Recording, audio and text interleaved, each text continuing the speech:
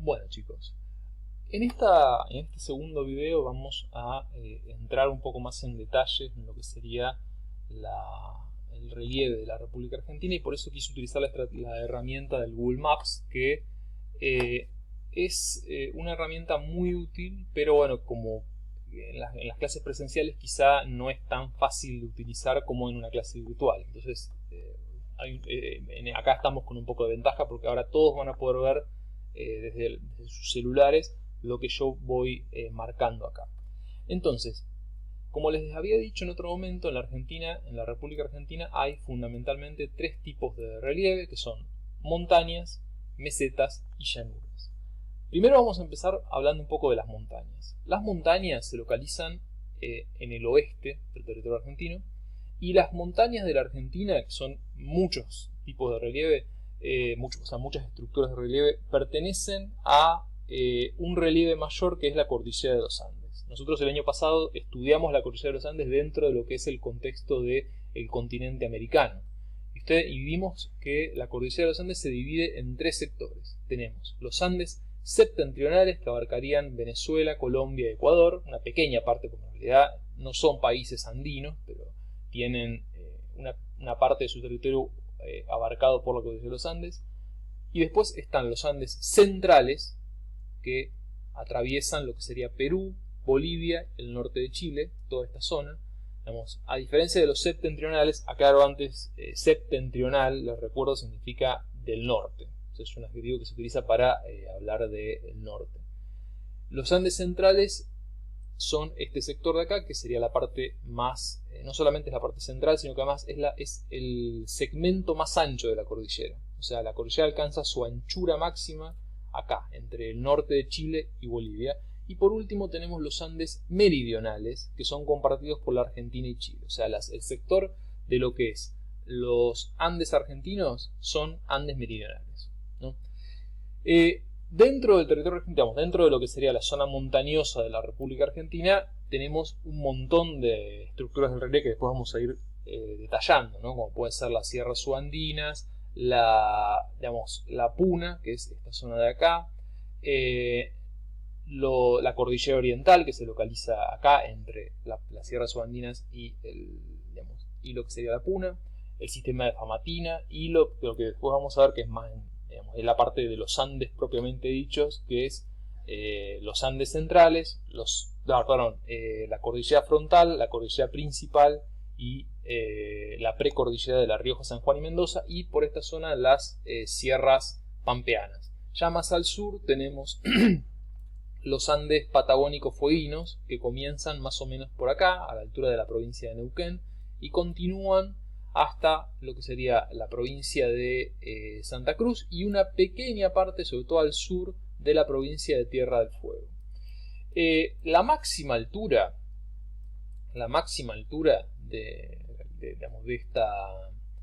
la cordillera, no solamente de la cordillera de los Andes, sino de todo el continente americano, se encuentra en la zona del Cerro Concagua.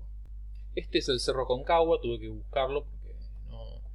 Pueden ver acá una imagen muy buena de este cerro. Este cerro tiene más de 6.900 metros de altura y, como dije, es el cerro más alto de todo el continente americano, y es un lugar que los alpinistas han intentado escalar muchas veces.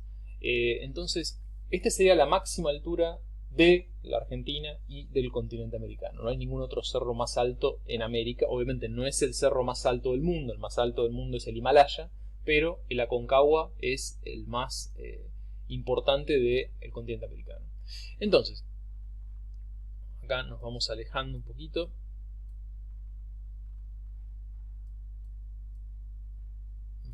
Vamos a ver si lo podemos enderezar.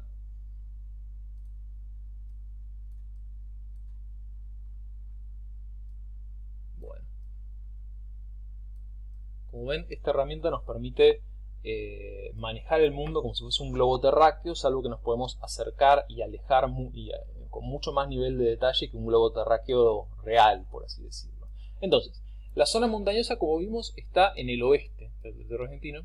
En el este del territorio argentino está la zona de llanuras. La zona de llanuras es lo que sería digamos, es parte de lo que se llama la llanura platense. La llanura platense es una estructura de relieve mucho más amplio que abarcaría, digamos, como vemos, toda esta parte de la República Argentina, Paraguay, parte de Bolivia, sur de Brasil y todo Uruguay. O sea, toda esta zona que acá estoy marcando con el mouse es la zona de la llanura platense. La llanura platense entonces es una zona de llanura que se la llama así justamente por la cuenca del Río de la Plata. El año pasado, cuando veíamos hidrografía de América, veíamos que las tres principales cuencas de América del Sur son la cuenca del río Amazonas, la cuenca del Orinoco, que se localiza por acá, y la cuenca del Río de la Plata. La cuenca del Plata, como ven, tiene acá el Río de la Plata, el río más ancho del mundo, y varios ríos que van desembocando en ella. Entonces, a grandes rasgos, la llanura platense coincide con la cuenca del Río de la Plata, y por eso se la llama así. En la Argentina generalmente no se usa el nombre de llanura platense, sino llanura chaco-pampeana. La llanura chaco-pampeana entonces tiene dos sectores, el sector chaqueño, que es el sector del norte, y el sector del sur, que sería el sector de la llanura platense, la llanura pampeana. Lo más llamativo de la llanura pampeana, que es donde vivimos nosotros, es que la única vegetación natural que tiene es la hierba. O sea, es un lugar cuya vegetación natural está casi totalmente desprovista de árboles. Es una de las cosas que más llamaron la atención a los españoles cuando llegaron al continente americano y a la zona del actual territorio argentino. No había árboles. El único árbol que crecía en la llanura pampeana era el ombú. El ombú era el único árbol que crecía, pero no hay bosques de ombú. Era un árbol de ombú capaz que cada varios kilómetros. O sea, el único sector de lo que sería la llanura pampeana, donde uno puede encontrar bosques nativos, es por acá, la zona del delta del Paraná, donde en las islas del delta del Paraná hay todo un conjunto de, tienen un bioma más parecido al que sería casi selvático, ¿no? Hay muchísima vegetación natural, muchísimos árboles, arbustos, etc. Pero en el resto de la llanura pampeana no hay árboles naturales. O sea, obviamente ustedes cuando salen a la ruta seguramente ven muchos árboles, pero esos árboles han sido plantados por el ser humano, no son árboles naturales autóctonos de la llanura pampeana. Después lo que hay que destacar es que además, una vez que más adelante vamos a profundizar en lo que serían las diferentes características de la llanura pampeana, pero antes tenemos que hablar acerca de las mesetas. En la Argentina, o sea que sería el tercer relieve de importancia, en la Argentina hay dos mesetas. Por un lado está la meseta misionera, que se localiza en esta zona, y por el otro lado está la meseta patagónica, que es una estructura bastante amplia que va más o menos desde el sur de la provincia de Buenos Aires hasta lo que sería el sur de Santa Cruz y una pequeña parte de acá que se le llama también Tierra del Fuego de Estrandina, ¿no? Entonces esta esta meseta patagónica tiene algunas características muy particulares, pero también las tiene la misionera. La meseta misionera tiene la particularidad de que forma parte, como habíamos dicho antes, o sea, al igual que la llanura chaco-pampeana forma parte de la llanura platense, que es una estructura más amplia, la meseta misionera forma parte de una estructura también más amplia, que es el macizo de Brasilia, que se extiende por toda esta zona hasta llegar acá. Este sería como el extremo sur del macizo de Brasilia. En cambio, la meseta patagónica es una estructura totalmente aparte. O sea, no forma parte de una estructura mayor, sino que es una estructura que se encuentra en su totalidad en territorio argentino.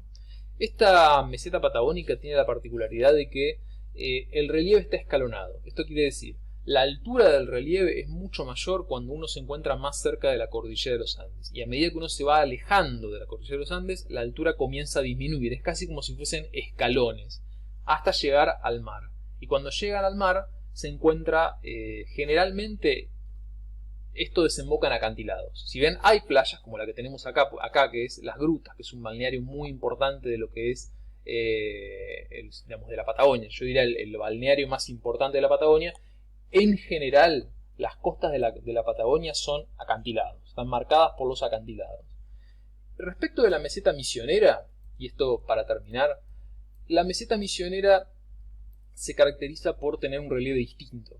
Tiene un relieve mucho más, digamos, no es un relieve tan escalonado, sino a grandes rasgos es un relieve un poco más ondulado. Pero la particularidad que tiene es que los bloques de la meseta se alzaron a diferentes niveles y eso provocó algunos desniveles muy abruptos en el relieve. O sea, antes tenías un terreno que quizá era llano y de repente se produce como un desnivel o como un escalón, por así decirlo, y cuando en ese terreno antes llano corría algún cuerpo de agua como un río, un arroyo, lo que fuera, ese arroyo o río se convierte en un salto de agua. El ejemplo más famoso de los saltos de agua que hay en la meseta misionera se puede encontrar en las famosas cataratas del Iguazú.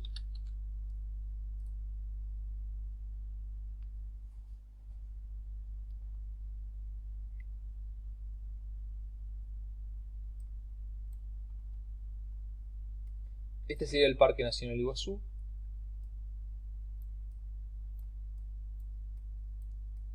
Y acá se puede ver la zona de las cataratas que está marcada por una nube bastante importante, por una gran cantidad de rocío. La zona entonces básicamente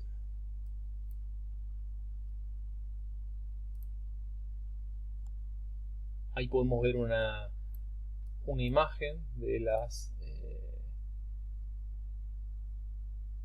cataratas.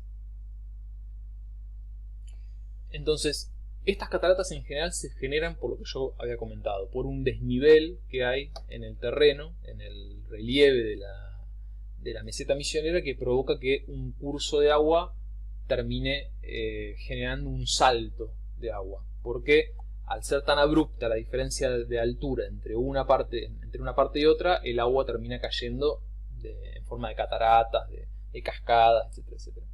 Así que bueno, vamos a poner una pausa acá, más adelante vamos a hablar de otras estructuras de relieve.